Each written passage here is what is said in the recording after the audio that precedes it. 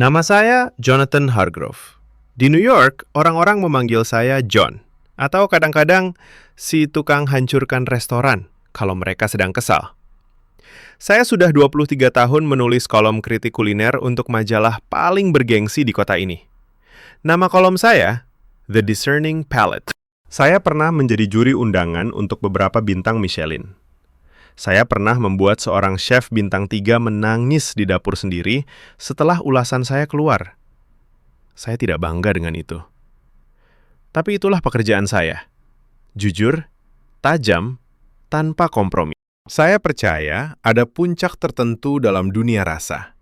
Setelah itu, semuanya hanya pengulangan. Saya pernah bilang di sebuah podcast besar bulan lalu, kuliner Asia sudah mencapai puncaknya sekitar 15 tahun yang lalu. Sekarang, hanya nostalgia dan pengulangan yang membosankan. Jepang masih bertahan karena disiplin mereka. Korea punya keberanian bereksperimen. Tapi sisanya sudah kehabisan napas. Indonesia, maaf saja, itu yang paling dilebih-lebihkan. Makanan Padang hanyalah tumpukan daging berminyak di atas nasi. Tidak ada lapisan. Tidak ada cerita, hanya lemak dan cabai. Saya ingat studio itu sunyi sesaat setelah saya selesai bicara. Pembawa acara tertawa gugup. Wah, John, kamu benar-benar tidak takut membuat musuh ya? Saya hanya mengangkat bahu. Saya tidak membuat musuh, saya hanya bilang apa yang saya rasa. Tapi ternyata banyak orang yang tersinggung, sangat tersinggung. Keesokan harinya, tagar #John Hargrove vs Padang muncul di media sosial. Ada yang mengirimkan foto rendang ke DM saya dengan tulisan, "Coba ini dulu, baru bicara." Ada yang mengirimi saya video orang-orang makan di warung Padang sampai piringnya bersih mengkilap. Ada pula yang menulis panjang lebar dalam bahasa Inggris yang agak patah-patah. "Mr. John, kami undang Anda ke Padang. Semua biaya kami tanggung. Datanglah. Cicipi. Kalau masih bilang begitu, kami terima. Tapi kalau tidak, mungkin Anda harus minta maaf." Awalnya saya tertawa. Saya pikir ini cuma lelucon dari orang-orang yang terlalu sensitif. Tapi email resmi datang 3 hari kemudian. Dari sebuah restoran terkenal di Padang bernama Sederhana. Mereka benar-benar serius. Tiket pesawat kelas bisnis, hotel, mobil pribadi. Semua sudah diatur. Hanya satu syarat. Saya harus makan di minimal 10 tempat berbeda selama 2 minggu. Dan saya harus menulis ulasan jujur setelahnya. Saya hampir menolak. Tapi kemudian saya lihat kontrak iklan saya dengan sebuah merek air mineral premium akan habis bulan depan. Mereka ingin sesuatu yang berani dan mendunia. Perjalanan ini bisa menjadi bahan yang sempurna. Saya datang, saya makan, saya menulis ulasan yang menghancurkan. Mereka senang. Saya dapat perpanjangan kontrak. Sempurna. Jadi saya bilang, ya. Saat pesawat mendarat di Jakarta, saya sudah merasa kesal. Udara panas menyengat begitu pintu pesawat terbuka. Bau asap knalpot bercampur aroma manis dari gorengan yang dijual di pinggir jalan. Sopir yang menjemput saya tersenyum lebar. "Selamat datang, Pak John. Perjalanan lancar?"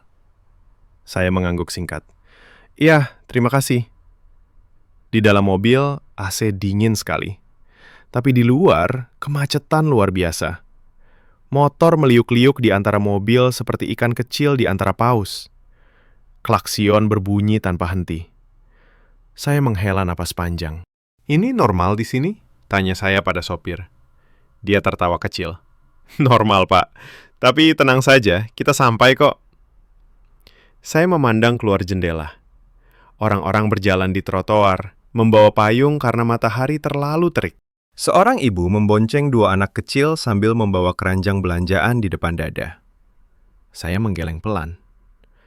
Bagaimana orang bisa hidup seperti ini setiap hari? Malam itu saya menginap di Hotel Bintang 5 di kawasan Senayan. Saya memesan room service, steak medium rare, dan salad. Saya ingin perut saya tetap netral sebelum pertempuran dimulai besok. Saat makan malam, saya membuka laptop dan menonton ulang podcast itu. Suaranya terdengar begitu yakin. begitu dingin. Saya tersenyum kecil pada diri sendiri. Mungkin mereka akan menyesal mengundang saya. Besok pagi, penerbangan ke Padang. Saya menutup laptop, menatap cermin. Wajah saya terlihat lelah, tapi mata saya masih tajam. Saya belum tahu bahwa dalam 2 minggu ke depan, mata yang sama itu akan belajar menangis diam-diam di sebuah warung kecil di pinggir jalan Bukit Tinggi. Pagi itu saya bangun dengan kepala sedikit pening, jet lag. Atau mungkin karena steak semalam terlalu berat untuk perut yang sudah terbiasa dengan pola makan New York. Saya turun ke lobi hotel. Supir kemarin sudah menunggu lagi. Dia memakai kemeja batik rapi, tapi lengan digulung sampai siku. Pagi Pak John, siap ke bandara? Saya mengangguk. Ya, mari kita selesaikan ini secepat mungkin. Perjalanan ke Bandara Soekarno-Hatta terasa lebih lama dari yang seharusnya. Kemacetan pagi hari lebih parah daripada malam sebelumnya. Klaksion berbunyi seperti orkestra yang tidak pernah latihan. Saya memandang keluar jendela. Seorang anak laki-laki kecil menjajakan tisu di antara deretan mobil. Dia tersenyum lebar setiap kali ada yang membeli. Saya menggeleng pelan. Di New York, anak seusianya pasti sedang di sekolah, bukan berjualan di jalan. Sopir memperhatikan saya melalui kaca spion. Pak John suka kopi? Saya mengangguk singkat. Dia menunjuk sebuah gerobak kecil di pinggir jalan. Kopi tubruk asli. Mau coba? Saya hampir menolak. Tapi entah kenapa, saya bilang, ya. Dia memarkir mobil sebentar. Kembali dengan 2 gelas plastik panas. Aroma kopi hitam pekat langsung memenuhi kabin. Saya menyeruput pelan. Pahit. Kental. Sedikit terbakar di lidah. Tapi ada rasa manis alami yang anehnya membuat saya ingin minum lagi. Bagus? Tanya sopir sambil tersenyum. Sederhana saja, jawab saya. Tapi dalam hati saya akui, ini lebih hidup daripada espresso mahal di Manhattan. Di bandara, proses check-in berjalan lancar. Saya duduk di lounge kelas bisnis, memesan air mineral dan croissant. Saya membuka ponsel. Masih ada ratusan komentar di video podcast itu. Sebagian besar marah. Sebagian lagi mengajak saya datang ke warung mereka. Ada satu komentar yang membuat saya berhenti scroll. Pak John, makanan Padang bukan soal rasa enak semata. Ini soal cerita keluarga, soal warisan, soal gotong royong di dapur. Datanglah, lihat sendiri. Saya mendengus kecil. Gotong royong. Saya sudah tahu artinya dari Google, kerja sama. Tapi dalam makanan, saya ragu. Penerbangan ke Padang hanya 1 jam lebih sedikit. Pesawat mendarat di Bandara Internasional Minangkabau. Begitu pintu terbuka, udara lembab langsung menyergap. Bau tanah basah bercampur aroma rempah dari suatu tempat. Sopir baru sudah menunggu di pintu keluar. Namanya Pak Rudi. Dia memakai topi pet dan kaos polo. Selamat datang di Ranah Minang, Pak John. Suaranya hangat. Jabat tangannya kuat. Di mobil, Pak Rudi langsung bicara. Hari ini kita langsung ke rumah makan sederhana cabang Padang. Mereka sudah siapkan meja khusus untuk Bapak. Saya mengangguk. Baik, saya lapar. Tapi sebenarnya saya tidak terlalu lapar. Hanya ingin cepat selesai. Makan, foto, tulis ulasan, pulang. Jalanan dari bandara ke kota Padang mulai memperlihatkan pemandangan baru. Bukit-bukit hijau di kejauhan. Rumah gadang dengan atap melengkung seperti tanduk kerbau. Beberapa kali mobil harus berhenti karena ada kambing melintas seenaknya. Pak Rudi tertawa. Kambing di sini bebas, Pak. Seperti orang Minang. Merdeka. Saya tidak menjawab. Hanya memandang keluar. Udara terasa lebih segar daripada Jakarta. Tapi panasnya sama saja. Kami sampai di depan rumah makan sederhana. Bangunannya sederhana. Dinding cat putih agak kusam. Meja-meja plastik. Kipas angin besar berputar di langit-langit. Tidak ada lampu kristal. Tidak ada serbet kain. Tidak ada pelayan berjas. Saya menghela nafas dalam hati. Ini persis seperti yang saya bayangkan. Tempat makan rakyat biasa. Tidak ada yang istimewa. Seorang wanita parubaya menyambut kami. Dia memakai jilbab rapi dan celemek hijau. "Selamat datang, Pak Jonathan. Kami sudah siapkan piring nasi Padang lengkap." Senyumnya tulus. Terlalu tulus. Saya merasa sedikit tidak nyaman. Kami duduk. Tak lama kemudian, seorang pelayan muda membawa nampan besar. Di atasnya, 1 piring nasi putih hangat dan belasan mangkuk kecil berisi lauk.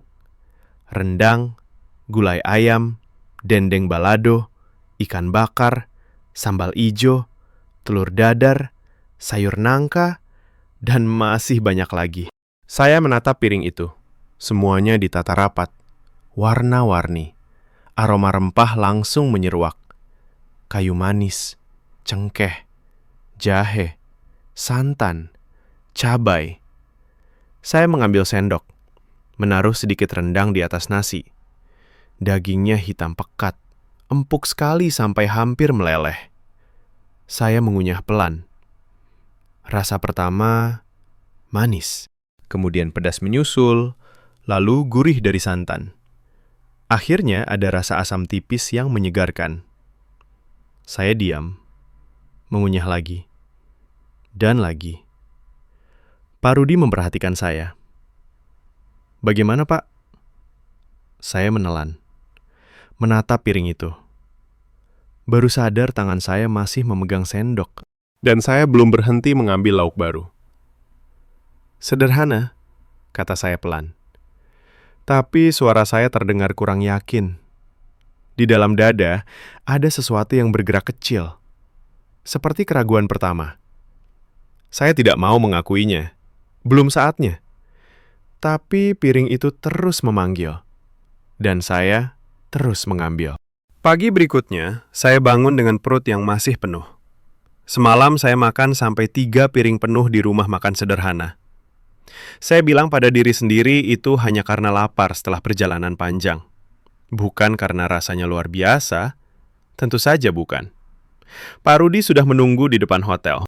Hari ini rencananya kami keliling beberapa warung makan di sekitar kota Padang. "Saya sudah atur, Pak John. Kita mulai dari yang paling terkenal dulu." Saya mengangguk. "Baik, mari kita lihat apa lagi yang bisa mereka tawarkan." Pertama kami mampir ke sebuah warung kecil di pinggir jalan. Namanya Warung Makan Unilis. Bangunannya hanya terpal biru dan beberapa meja kayu sederhana. Di depan ada ember besar berisi air es dan gelas plastik. Bau asap dari panggangan ikan langsung menyambut. Saya melangkah masuk. Beberapa pelanggan lokal menoleh sebentar. Mereka tersenyum tipis, lalu kembali makan. Tidak ada yang berbisik atau menunjuk-nunjuk. Seperti biasa saja, ada seorang bule datang. Seorang ibu muda menyapa kami. "Pagi, mau nasi apa, Pak?" Pak Rudi menjawab cepat. "Nasi Padang lengkap untuk tamu kita." Ibu itu mengangguk, lalu bergerak ke dapur terbuka di belakang. Tak sampai 5 menit, piring sudah datang. Lagi-lagi nasi hangat. Lagi-lagi deretan lauk kecil. Kali ini ada tambahan gulai tunjang dan ayam pop. Saya menatapnya. Masih sama seperti kemarin.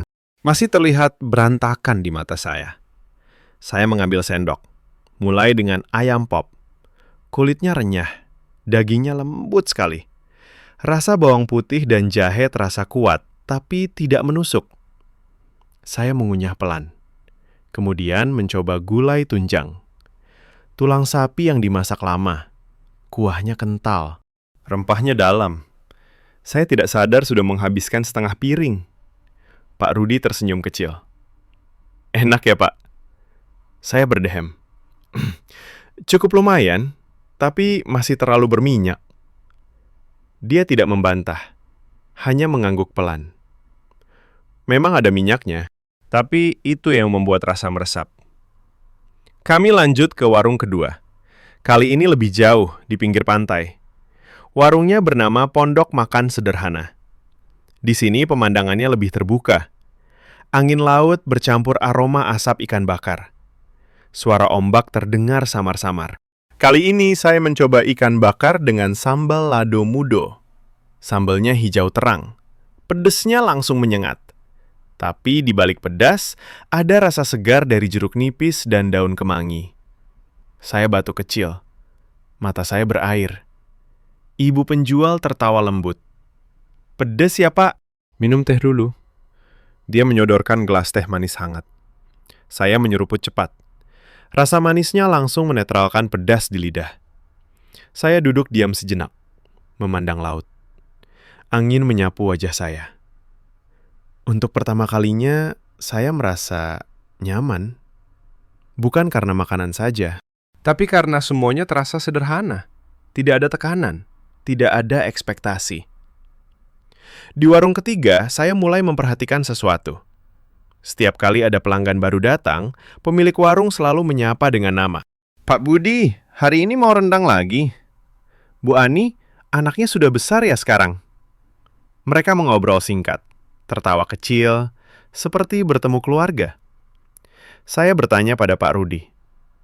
"Mereka kenal semua pelanggan?" Pak Rudi mengangguk. "Banyak yang sudah langganan puluhan tahun." "Mereka tidak cuma jual makanan, mereka jual keakraban." Saya diam. Kata keakraban itu terasa asing. Di New York, restoran terbaik pun jarang ada hubungan pribadi seperti itu. Pelanggan datang, makan, bayar, pergi, selesai. Sore itu kami mampir ke bandara lagi. Bukan untuk pulang, tapi untuk makan siang di salah satu warung di dalam terminal.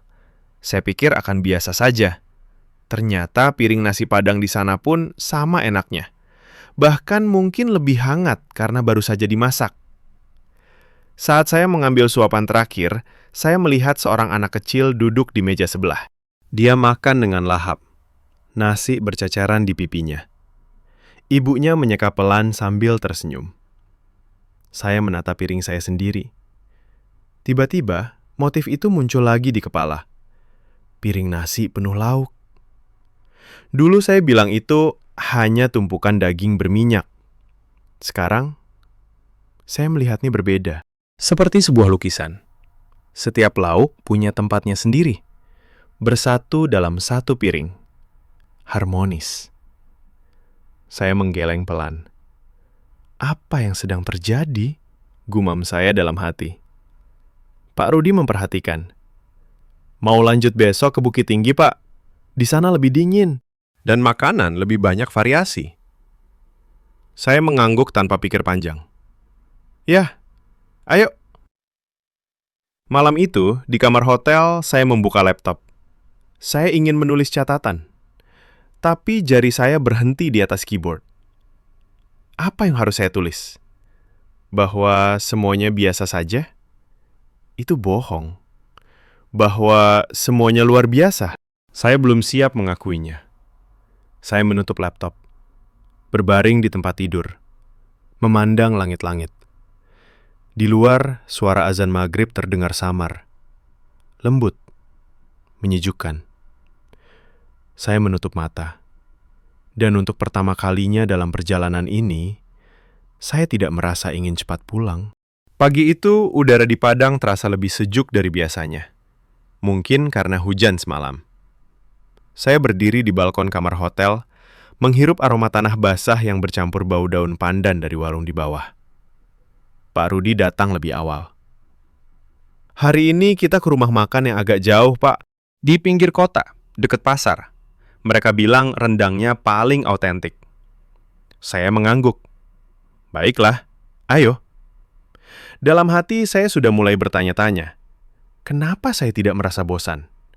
Biasanya setelah 3 hari mencicipi hal yang sama, saya sudah muak. Tapi di sini, entah kenapa, setiap piring terasa baru. Kami tiba di sebuah rumah makan besar. Namanya Rumah Makan Family. Bangunannya lebih luas dari yang sebelumnya. Ada halaman kecil dengan pohon mangga. Beberapa meja sudah penuh meski baru jam 10 pagi. Seorang pria tua menyambut kami.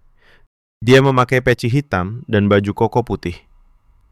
"Selamat pagi, Pak Jonathan. Kami sudah dengar banyak tentang Anda." Suaranya tenang. Matanya ramah, tapi ada kedalaman di situ. Dia mengantar kami ke meja tengah. Bukan meja terbaik, tapi meja yang paling dekat dengan dapur terbuka. Saya ingin Bapak lihat prosesnya langsung, katanya pelan. Tak lama kemudian, piring datang. Kali ini lebih besar. Nasi kuning hangat, rendang daging sapi yang warnanya hitam legam, gulai otak, ayam bakar, sambal merah, dan sebuah mangkuk kecil berisi daun singkong rebus. Saya menatap piring itu lama. Aroma rempahnya begitu kuat sampai terasa seperti pelukan hangat. Kayu manis, kapulaga, serai. Semuanya menyatu tanpa ada yang mendominasi. Saya mulai dengan rendang. Dagingnya lembut sekali. Hampir tidak perlu dikunyah. Rasa pedas, manis, asam, dan gurih datang bergantian. Lalu ada rasa yang sulit saya jelaskan. Seperti kesabaran. Seperti waktu yang panjang. Saya menoleh ke dapur. Beberapa wanita sedang mengaduk panci besar. Api kayu menyala kecil, tapi stabil. Mereka mengobrol pelan sambil bekerja. Tawa kecil sesekali terdengar. Pria tua itu mendekat. Rendang itu butuh minimal 6 jam dimasak, Pak. Kadang sampai sehari penuh. Kami tidak buru-buru. Saya mengangguk pelan. Di New York, chef terbaik pun jarang mau menghabiskan waktu sebanyak itu untuk satu hidangan. Semuanya harus cepat, efisien, instan. Saya mencoba gulai otak. Teksturnya lembut, hampir seperti custard. Rasa santannya kental tapi tidak enak. Ada sedikit rasa herbal yang segar. Tiba-tiba saya sadar, saya sudah makan hampir setengah piring tanpa bicara. Pak Rudi memperhatikan. Masih mau tambah, Pak? Saya menggeleng. Tapi ini berbeda. Kata-kata itu keluar tanpa sengaja. Pria tua itu tersenyum tipis. Beda bagaimana, Pak? Saya ragu sejenak. Lidah saya terbiasa dengan rasa yang terstruktur. Setiap bahan punya peran jelas. Tapi di sini semuanya menyatu. Tapi tetap jelas. Saya tidak tahu bagaimana menjelaskannya. Dia mengangguk pelan. Itu karena kami masak dengan hati, Pak. Bukan hanya dengan resep. Kata-kata itu menggantung di udara. Saya diam, menatap piring yang hampir kosong. Setelah makan, kami duduk sebentar di halaman. Angin sepoi-sepoi membawa aroma mangga matang. Seorang anak kecil berlari mendekat. Dia membawa segelas es teh. Buat Om Bule, katanya malu-malu. Saya menerima gelas itu. Terima kasih. Dia tersenyum lebar lalu lari kembali ke dalam. Pak Rudi berbisik.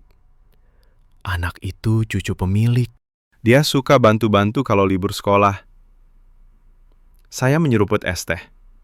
Manis, dingin, segar. Di dalam dada ada sesuatu yang bergeser lagi. Lebih besar dari kemarin. Saya mulai bertanya pada diri sendiri. Apakah saya benar-benar datang ke sini hanya untuk membuktikan bahwa saya benar? Atau sore itu kami kembali ke hotel. Saya mandi lama sekali. Air hangat mengalir di badan. Tapi pikiran saya tidak bisa diam. Saya membuka laptop, menulis beberapa kalimat. Rendang bukan sekedar daging dimasak lama. Ini adalah cerita tentang kesabaran. Saya hapus lagi. Terlalu berlebihan. Saya belum siap menulis seperti itu. Malamnya, saya duduk di balkon, memandang lampu-lampu kota yang berkedip. Suara motor lewat di bawah. Klaksion sesekali terdengar. Tapi kali ini, suara itu tidak lagi mengganggu. Malah terasa seperti irama. Seperti denyut nadi kota ini. Saya menghela napas panjang. Mungkin saya salah paham sejak awal. Kata-kata itu keluar pelan, hampir seperti bisikan. Dan untuk pertama kalinya, saya tidak takut mengakuinya. Pagi itu kami berangkat menuju Bukit Tinggi. Perjalanan darat sekitar 3 jam. Jalanan mulai menanjak. Udara semakin dingin. Kabut tipis menyelimuti bukit-bukit. Saya membuka jendela sedikit. Aroma pinus dan tanah lembab masuk ke dalam mobil. Pak Rudi menyetir sambil bercerita. Di Bukit Tinggi, makanan Minang lebih banyak variasi, Pak. Karena di sini banyak sawah dan kebun. Bahan segar selalu ada. Saya mengangguk. Dalam hati saya mulai penasaran. Bukan penasaran biasa, lebih seperti haus akan sesuatu yang baru. Kami mampir dulu di sebuah warung kecil di pinggir jalan. Namanya Warung Sederhana Mbak Lina. Bangunannya sederhana, atap seng, meja kayu panjang. Beberapa ayam berkeliaran di halaman. Seorang wanita parubaya menyambut kami. Dia memakai daster batik dan jilbab longgar. "Masuk, Mas. Dingin ya hari ini." Senyumnya lebar, seperti menyambut saudara yang lama tidak bertemu. Kami duduk. Tak lama kemudian, piring datang. Nasi hangat, dendeng batokok, gulai kepala ikan, perkedel kentang, dan sambal hijau yang warnanya cerah sekali. Saya mencoba dendeng batokok dulu, daging sapi yang ditumbuk kasar. Pedas, asam, gurih. Ada rasa bawang goreng yang renyah di atasnya. Saya mengunyah pelan. Rasanya seperti ada cerita di setiap suapan. Bukan cerita rumit, cerita sederhana tentang panasnya tungku, tentang tangan yang bekerja keras, tentang kesabaran menunggu daging empuk. Mbak Lina mendekat. "Enak, Pak?" Saya mengangguk. Lebih dari enak. Ini hidup. Dia tertawa kecil. "Alhamdulillah, kami masak setiap hari segar. Tidak pakai pengawet." Saya menatapnya. Di New York, hampir semua restoran menggunakan bahan beku atau vakum. Efisiensi, kebersihan, keamanan. Tapi di sini segalanya terasa lebih nyata. Setelah makan, kami lanjut ke pasar tradisional di Bukit Tinggi. Pasar itu ramai. Suara pedagang berteriak. Aroma rempah kering bercampur bau ikan segar. Cahaya matahari menyelinap melalui celah atap anyaman bambu. Pak Rudi membawa saya ke salah satu kios. Seorang nenek sedang menimbang cabai kering.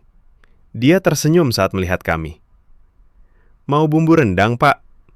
Pak Rudi mengangguk. "Nenek ini yang paling jago pilih rempah," katanya pelan. Saya memperhatikan. Nenek itu memegang setiap jenis rempah, mencium, menggosok di telapak tangan, lalu memilih dengan hati-hati. Tidak ada timbangan digital, hanya tangan dan pengalaman puluhan tahun. Saya bertanya, "Kenapa tidak pakai timbangan modern, Bu?" Nenek itu tersenyum. "Kalau pakai timbangan, rasanya bisa beda, Nak. Ini harus dirasakan dengan hati, bukan dengan angka." Kata-kata itu mengena. Saya diam sejenak, memandang tangan nenek itu yang sudah keriput tapi masih lincah. Sore harinya, kami ke sebuah rumah gadang milik keluarga Pak Rudi. Rumah itu besar, atapnya melengkung tinggi seperti tanduk kerbau. Di dalam ada beberapa ibu-ibu sedang memasak. Mereka menyambut saya dengan hangat. "Silakan duduk, Pak Jonathan. Kami lagi masak gulai tunjang untuk malam ini." Saya duduk di lantai. Mereka memberikan saya sepiring kecil. Isinya, gulai tunjang hangat dengan nasi. Saya makan pelan. Rasa santannya kental. Dagingnya empuk. Ada sedikit rasa serai dan daun jeruk. Salah satu ibu bertanya, "Di Amerika, makanan sehari-hari seperti apa, Pak?" Saya berpikir sejenak. Banyak yang cepat saji. Burger, pizza, sandwich. Praktis, tapi tidak seperti ini. Dia mengangguk pelan. "Di sini kami makan bersama. Kalau ada tamu, kami tambah lauk, supaya tamu merasa di rumah." Saya menatap piring itu. Tiba-tiba motif piring nasi Padang muncul lagi di pikiran saya. Dulu saya melihatnya sebagai kekacauan. Sekarang, seperti sebuah simfoni. Setiap lauk punya nada sendiri, tapi bersatu menjadi satu harmoni yang sempurna. Malam itu, setelah makan malam bersama keluarga Pak Rudi, saya duduk di beranda. Angin malam dingin menyapu wajah. Bintang-bintang terlihat jelas di langit. Pak Rudi duduk di sebelah saya. Bagaimana perasaan Bapak sekarang? Saya menghela napas. Saya mulai ragu dengan semua yang pernah saya katakan. Dia tersenyum kecil. Ragu itu awal dari kebenaran, Pak. Saya diam, menatap langit. Di dalam dada ada rasa hangat yang perlahan tumbuh. Bukan hanya dari makanan, tapi dari orang-orang di sekitar saya. Dan untuk pertama kalinya, saya tidak ingin membandingkan lagi. Saya hanya ingin merasakan.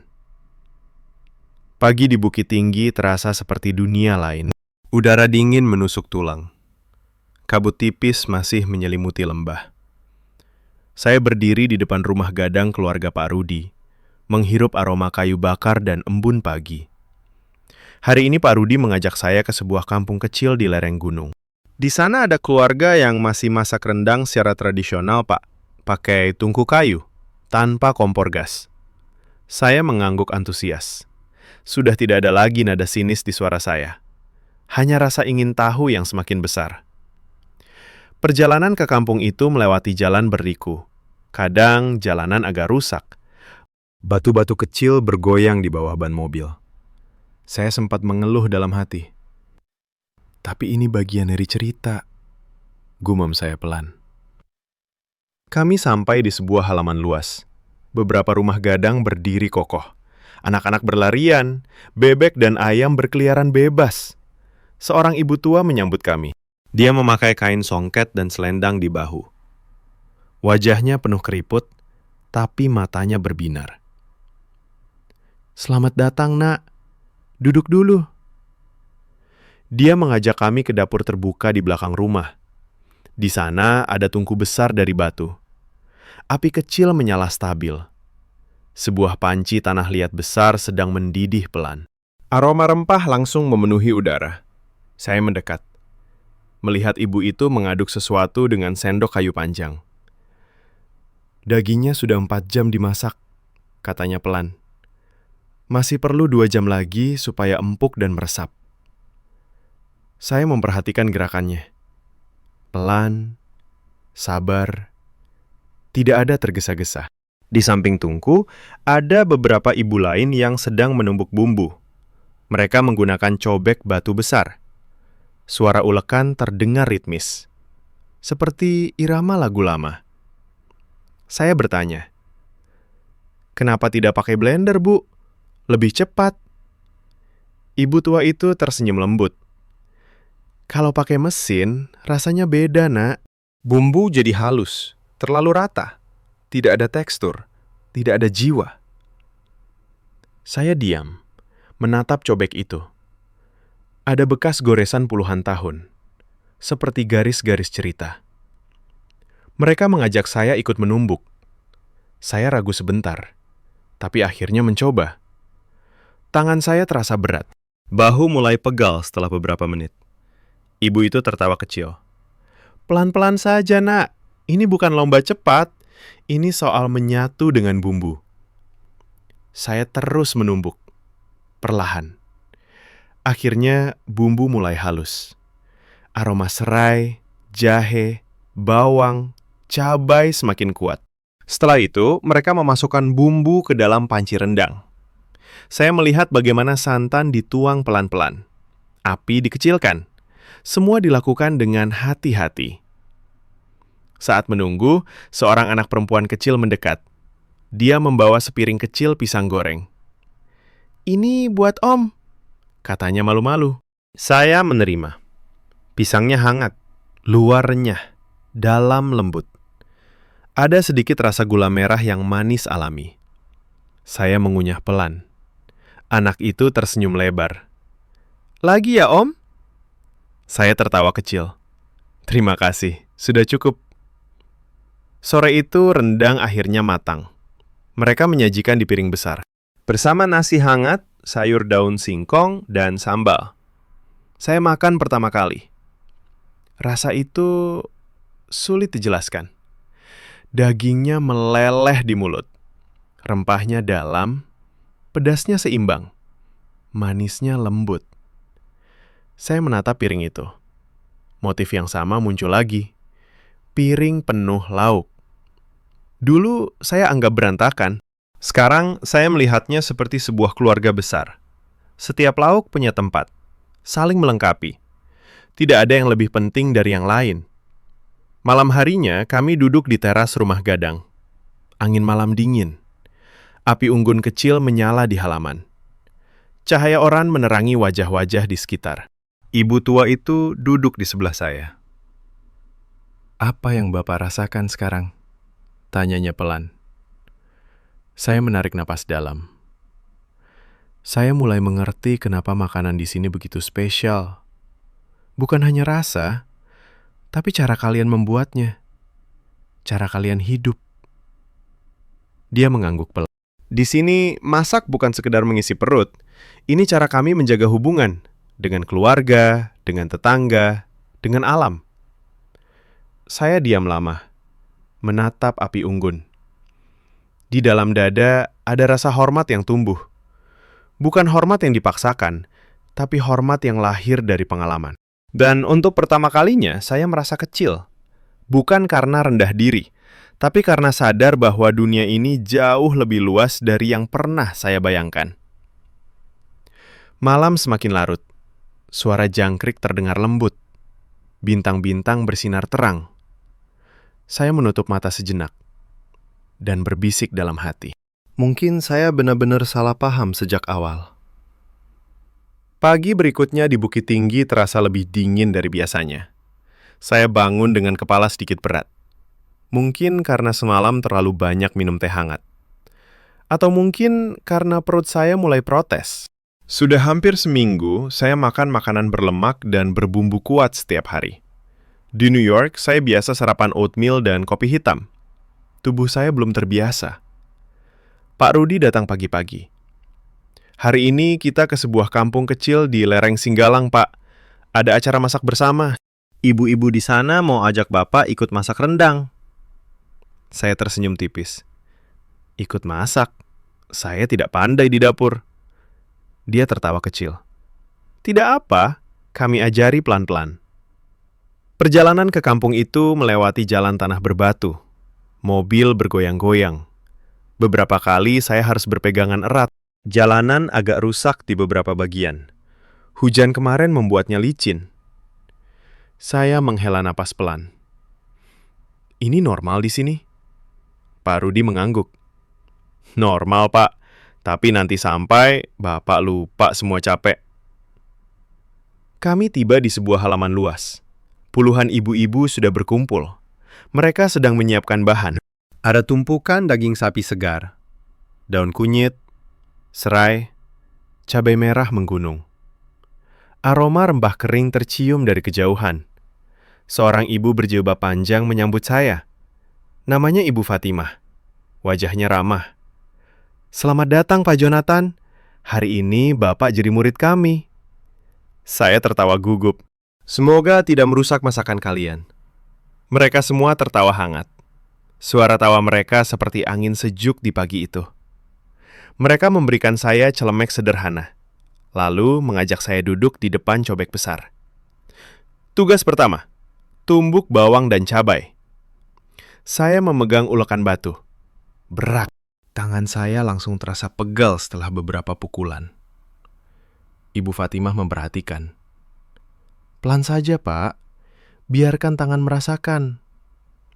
Saya terus menumbuk. Keringat mulai menetes di dahi. Aroma bawang dan cabai semakin kuat. Mata saya mulai perih. Setelah itu, saya ikut mengaduk panci rendang. Api kayu menyala kecil. Saya mengaduk pelan dengan sendok kayu panjang. Ibu-ibu di sekitar mengobrol ringan. Mereka bercerita tentang anak cucu, tentang panen, tentang rencana gotong royong membersihkan saluran air besok. Saya mendengar sambil terus mengaduk. Rasa pegal di bahu mulai terasa. Perut saya mulai mual sedikit. Mungkin karena asap kayu, atau karena aroma rempah yang terlalu pekat.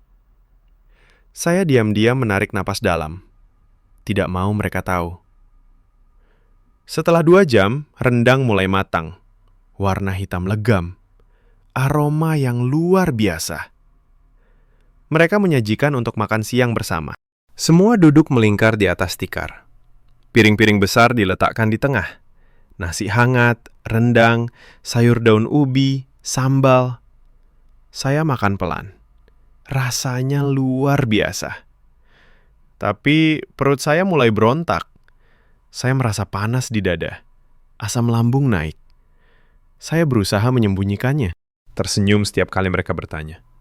"Enak ya, Pak?" "Enak sekali," jawab saya. Tapi suara saya sedikit gemetar. Setelah makan, kami duduk di beranda. Angin sejuk bertiup. Saya merasa sedikit pusing. Matahari mulai condong ke barat. Cahaya kuning lembut menyinari halaman. Ibu Fatimah memperhatikan wajah saya. "Pak Jonathan kelihatan pucat. Sakit?" Saya menggeleng cepat. "Tidak apa-apa. Mungkin capek saja." Dia mengangguk pelan. "Tapi kalau sakit, bilang ya. Kami punya obat tradisional." Saya tersenyum tipis. "Terima kasih, Bu." Malam itu kembali ke penginapan di Bukit Tinggi. Saya langsung berbaring. Perut terasa perih, kepala pusing ringan. Saya minum air putih banyak, mencoba tidur. Tapi tidur tidak nyenyak. Di tengah malam, saya bangun berkeringat dingin. Perut mual hebat. Saya berlari ke kamar mandi. Muntah beberapa kali. Saya duduk di lantai, napas tersengal. Untuk pertama kalinya dalam perjalanan ini, saya merasa benar-benar lemah. Saya memandang cermin. Wajah pucat, mata cekung. Mungkin saya terlalu memaksakan diri. Gumam saya pelan. Saya kembali ke tempat tidur. Berbaring sambil menahan perih di dada. Di luar, suara angin malam bertiup pelan. Seperti bisikan. Dan di dalam hati, ada rasa takut kecil yang mulai tumbuh. Takut kalau besok tidak bisa melanjutkan. Takut kalau tubuh saya menyerah sebelum saya benar-benar mengerti. Saya menutup mata. Berdoa dalam hati. Semoga besok lebih baik. Hội hai đang xây dựng foreshadowing cho khủng hoảng. Tiếp tục để viết. Phần 8, phần climax. Saya salah besar tentang rasa Asia Indonesian Miracle, bagian 8. Pagi itu saya bangun dengan tubuh yang terasa berat sekali. Kepala pusing, perut masih perih dari malam tadi. Saya duduk di tepi tempat tidur, menatap cermin kecil di kamar penginapan.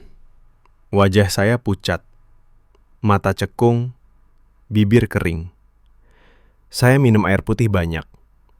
Mencoba berdiri. Kaki terasa lemas. Tapi saya tidak mau menyerah. Hari ini rencananya ke sebuah kampung kecil di lereng gunung. Pak Rudi sudah janji akan bawa saya ke sana. Saya tidak ingin membatalkan. Pak Rudi datang tepat waktu. Dia melihat wajah saya. "Pak Jonathan, kelihatan sakit. Mau istirahat dulu?" Saya menggeleng tegas. "Tidak apa-apa, mari kita berangkat." Dia ragu sejenak, tapi akhirnya mengangguk. "Baiklah, tapi kalau tambah parah, langsung bilang ya." Perjalanan ke kampung itu lebih jauh dari sebelumnya. Jalan tanah semakin sempit. Mobil sering bergoyang keras. Saya duduk diam. Tangan memegang perut. Setiap guncangan membuat mual naik lagi. Udara semakin dingin. Kabut tebal menyelimuti jalan. Saya membuka jendela sedikit. Aroma tanah basah dan daun pinus masuk. Tapi itu tidak membantu. Justru membuat kepala semakin pusing. Kami sampai di kampung kecil itu sekitar siang. Halaman luas. Beberapa rumah kayu berdiri sederhana. Anak-anak berlarian. Beberapa ibu sedang menjemur pakaian. Pak Rudi memarkir mobil. Saya turun pelan. Kaki terasa goyah. Saya berpegangan pada pintu mobil. Seorang bapak parubaya mendekat. "Selamat datang, Pak. Kami sudah siapkan makan siang." Saya tersenyum paksa. "Terima kasih." Mereka mengantar ke sebuah rumah besar. Di dalam ada tikar panjang. Beberapa piring sudah disusun. Nasi hangat, rendang, gulai ayam, sayur daun singkong, aroma rempah langsung menyeruak. Biasanya saya langsung lapar, tapi kali ini perut saya mual hebat. Saya duduk di tikar, berusaha tenang. Bapak itu menyodorkan piring. Coba dulu, Pak. Rendangnya baru matang. Saya mengambil sendok, menaruh sedikit nasi dan rendang. Saya kunyah pelan. Rasa yang biasanya luar biasa sekarang terasa terlalu berat. Setelah 2 suap, kepala saya berputar. Pandangan mulai kabur. Saya letakkan sendok. Maaf, saya agak pusing. Semua orang langsung memperhatikan. Ibu-ibu berbisik. Pak Rudi berdiri cepat. Pak Jonathan, kamu baik-baik saja? Saya mencoba berdiri. Tapi tubuh tidak patuh. Kaki lemas. Saya jatuh duduk kembali. Kepala semakin berat. Pandangan gelap di pinggir mata. Saya dengar suara samar. Air! Bawa air! Panggil Mbok Siti! Saya tidak ingat berapa lama. Ketika sadar, saya sudah berbaring di tikar. Bantal kain di bawah kepala. Ada kain basah di dahi. Seorang wanita tua duduk di samping. Dia memegang mangkuk kecil. Minum ini, Nak. Air jahe hangat. Saya minum pelan. Rasa jahe menyengat. Hangat mengalir ke dada. Perut sedikit reda. Wanita itu tersenyum lembut. Nama saya Mbok Siti. Kamu kelelahan dan kurang makan. Tubuhmu tidak terbiasa. Saya mengangguk lemah. Maaf, saya merepotkan. Dia menggeleng. Tidak merepotkan. Di sini kalau ada tamu sakit, kami tolong bersama. Tiba-tiba beberapa orang datang. Ada yang membawa selimut tebal, ada yang membawa mangkuk sup hangat, ada anak kecil membawa daun sirih segar. Mereka bergerak cepat, tapi tidak panik. Semua seperti sudah biasa. Seorang bapak muda berkata, kami gotong royong. Kalau satu sakit, semua bantu. Saya menatap mereka. Mata saya mulai berkaca-kaca. Bukan karena sakit, tapi karena sesuatu yang lain. Saya tidak bisa bicara. Hanya bisa mengangguk pelan. Mbok Siti menyeka dahi saya lagi. Tenang saja, Nak. Kamu aman di sini.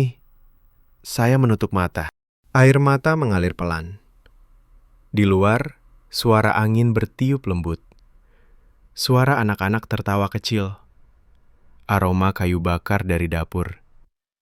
Saya merasa tidak sendirian. Untuk pertama kalinya dalam hidup saya benar-benar merasa dilindungi oleh orang asing. Dan itu membuat dada saya sesak. Bukan sesak sakit, tapi sesak karena terharu. Apa yang sedang terjadi ini? Saya yang biasa hidup sendiri di apartemen mahal New York, sekarang berbaring di tikar sederhana, dikelilingi orang-orang yang bahkan tidak mengenal nama saya dengan baik. Mereka tidak bertanya siapa saya. Tidak peduli saya siapa. Mereka hanya melihat ada orang yang butuh bantuan. Dan mereka membantu, tanpa syarat. Saya membuka mata pelan. Mbok Siti masih di samping. Dia tersenyum. Sudah agak mendingan. Saya mengangguk. Terima kasih. Banyak sekali. Dia mengelus tangan saya pelan. Tidak usah terima kasih. Ini sudah biasa. Malam itu saya tidur di rumah itu. Mereka beri selimut tebal. Mereka jaga bergantian. Saya mendengar suara mereka berbisik. Jangan biarkan dia kedinginan. Besok pagi buatkan bubur hangat. Dan di tengah malam, ketika saya terbangun sebentar, saya melihat Mbok Siti masih duduk di samping. Matanya terpejam, tapi tangannya masih memegang kain basah. Saya menatapnya lama. Air mata kembali mengalir. Mungkin saya salah paham sejak awal. Bukan hanya tentang rasa makanan, tapi tentang apa yang sebenarnya penting dalam hidup. The 11 Climax, khủng hoảng và gotong royong cứu giúp. Hồi 3 sẽ bắt đầu. Talent tiếp tục để viết phần chính 1.7 SFAS. Tiếp tục, saya salah besar tentang rasa Asia Indonesian Miracle, bagian 9. Pagi berikutnya, sinar matahari menyelinap melalui celah dinding kayu. Saya bangun pelan. Tubuh masih lemah, tapi tidak lagi pusing hebat. Perut sudah tenang. Mbok Siti duduk di sudut ruangan. Dia sedang mengupas bawang untuk sup pagi. Saya duduk perlahan. Pagi, Bu. Dia menoleh. Senyumnya hangat seperti matahari pagi. Pagi, Nak. Sudah agak baik kan? Saya jauh lebih baik. Terima kasih. Dia mengangguk pelan. Kamu banyak istirahat saja hari ini. Jangan dipaksa. Saya memandang sekeliling. Ruangan sederhana. Dinding kayu berwarna coklat tua. Bau kayu bakar samar-samar. Di luar, suara ayam berkokok dan anak-anak bermain. Saya bertanya pelan. Bu, kenapa semua orang begitu baik pada saya? Saya orang asing. Saya bahkan pernah bilang hal buruk tentang makanan kalian. Mbok Siti berhenti mengupas bawang. Dia menatap saya lama. Matanya dalam.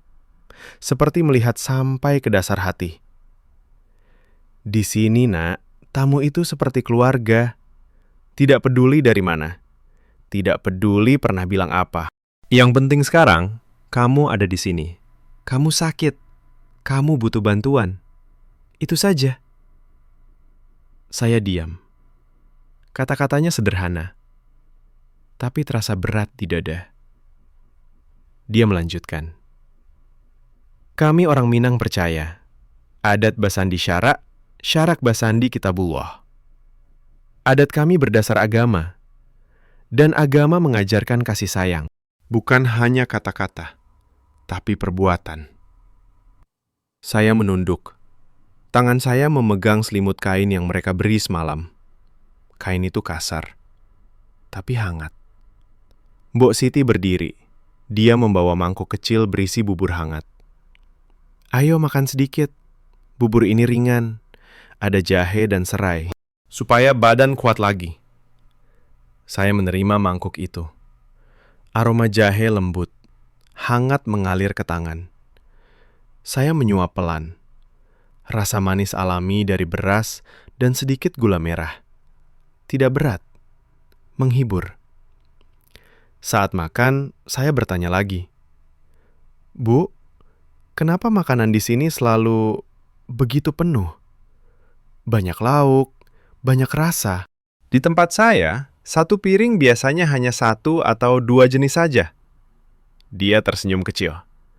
Itu karena kami hidup bersama. Satu keluarga besar. Satu kampung besar. Kalau masak, kami masak banyak. Supaya semua bisa makan. Supaya tidak ada yang lapar. Saya menatap mangkuk bubur. Tiba-tiba motif piring nasi Padang muncul lagi di pikiran. Dulu saya bilang itu berantakan. Terlalu banyak. Terlalu berat. Sekarang saya mengerti. Itu bukan kekacauan. Itu adalah kelimpahan. Kelimpahan yang lahir dari kebersamaan. Dari rasa takut kalau ada yang kelaparan. Saya menelan ludah. Air mata hampir jatuh lagi. Tapi kali ini saya tahan. Sore itu, saya sudah bisa berjalan pelan di halaman. Anak-anak mendekat. Mereka membawa bola anyaman dari daun kelapa. Mau main, Om? Saya tertawa kecil. Iya, tapi pelan saja. Kami bermain sebentar. Tawa mereka renyah, seperti lonceng kecil. Pak Rudi datang sore menjelang. Dia membawa tas kecil. Pak Jonathan, saya bawa obat dari dokter desa. Minum 3 kali sehari. Saya mengangguk. Terima kasih, Pak. Dia duduk di samping saya. Kami khawatir sekali kemarin. Saya menatap tanah. Saya tidak tahu harus bilang apa. Saya datang ke sini dengan pikiran buruk. Saya pikir semuanya biasa saja. Ternyata semuanya luar biasa. Pak Rudi diam sejenak. Lalu dia berkata pelan, "Yang penting sekarang, Bapak sudah melihat, dan Bapak sudah merasakan." Malam itu kami duduk bersama di teras. Api unggun menyala kecil. Cahaya oranye menerangi wajah-wajah. Mbok Siti bercerita tentang masa kecilnya. Tentang bagaimana dulu mereka masak rendang berhari-hari untuk acara adat. Tentang bagaimana seluruh kampung ikut membantu. Saya mendengar tanpa bicara banyak. Hanya mendengar dan merasakan. Di dalam dada ada sesuatu yang pecah. Bukan pecah karena sakit, tapi pecah karena terlalu penuh. Saya sadar. Saya tidak datang ke sini untuk menilai. Saya datang untuk belajar. Dan saya sudah belajar banyak. Lebih dari yang pernah saya bayangkan. Saya menatap api unggun. Berbisik dalam hati. Masya Allah, luar biasa sekali. Hội ba đang diễn ra. Chờ lệnh tiếp tục để viết. Phần 10, phần kết thúc toàn bộ câu chuyện. Tiếp tục. Saya salah besar tentang rasa Asia Indonesian Miracle, bagian 10. 2 hari kemudian, saya sudah cukup kuat untuk kembali ke Padang. Pak Rudi mengantar saya ke bandara dengan mobil yang sama. Jalanan masih berliku. Kabut pagi masih menyelimuti bukit. Tapi kali ini, setiap guncangan terasa berbeda. Tidak lagi mengganggu, malah seperti pengingat. Di bandara, Mbok Siti datang khusus mengantar. Dia membawa bungkusan kecil. "Ini rendang kering, Nak. Bisa dibawa pulang. Makan kalau kangen." Saya menerima bungkusan itu. Tangan saya gemetar sedikit. "Terima kasih, Bu. Terima kasih untuk semuanya."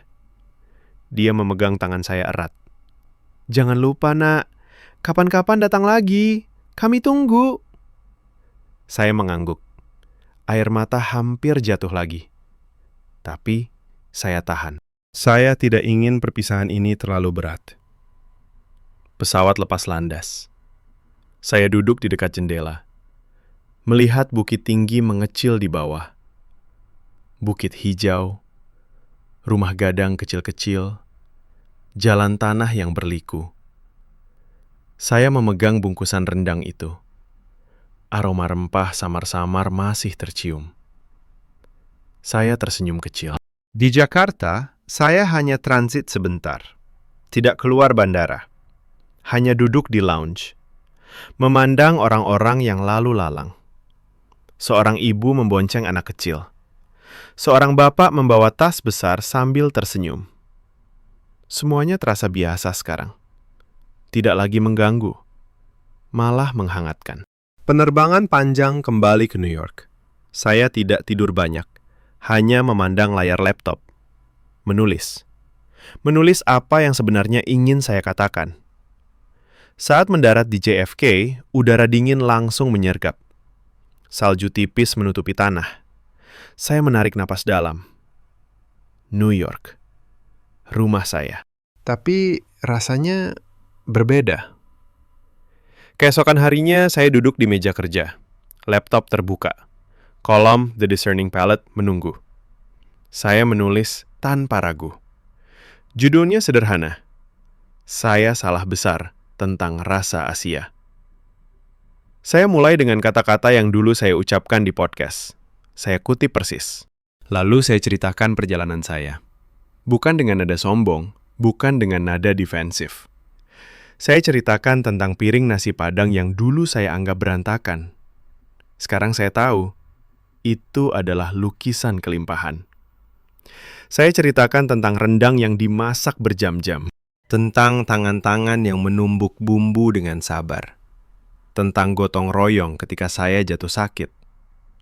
Saya tulis tentang Mbok Siti. Tentang Pak Rudi. Tentang anak-anak yang memberi pisang goreng.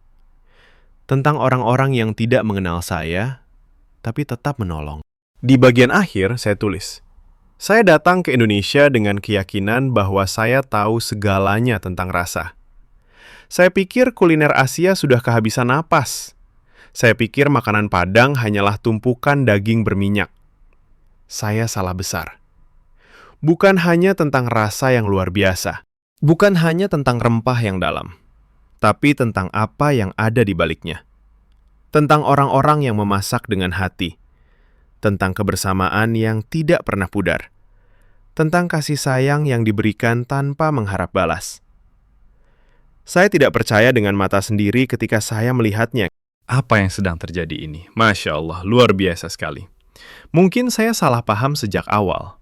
Dan sekarang, saya bersyukur bisa salah paham. Karena dari kesalahan itu, saya belajar. Belajar bahwa makanan bukan hanya soal lidah, tapi soal hati, soal hubungan, soal menjadi manusia. Saya tekan tombol publish. Artikel itu langsung naik. Beberapa jam kemudian, komentar mulai berdatangan. Banyak yang marah dulu. Sekarang, banyak yang tersenyum. Banyak yang bilang, "Selamat datang kembali, Pak John." Saya tidak balas semua, tapi saya baca semuanya. Malam itu, saya duduk di balkon apartemen. New York berkilau di bawah. Lampu-lampu tinggi, klaksion taksi, suara kota yang tidak pernah tidur. Saya membuka bungkusan rendang dari Mbok Siti. Saya panaskan sedikit. Aroma langsung memenuhi ruangan. Kayu manis, cengkeh, santan. Saya makan pelan, sendiri. Tapi tidak merasa sendiri. Saya menatap piring itu. Motif yang sama. Piring penuh lauk. Dulu saya melihat kekacauan. Sekarang saya melihat keluarga. Saya melihat Indonesia. Saya menghela napas panjang dan berbisik pelan. Terima kasih.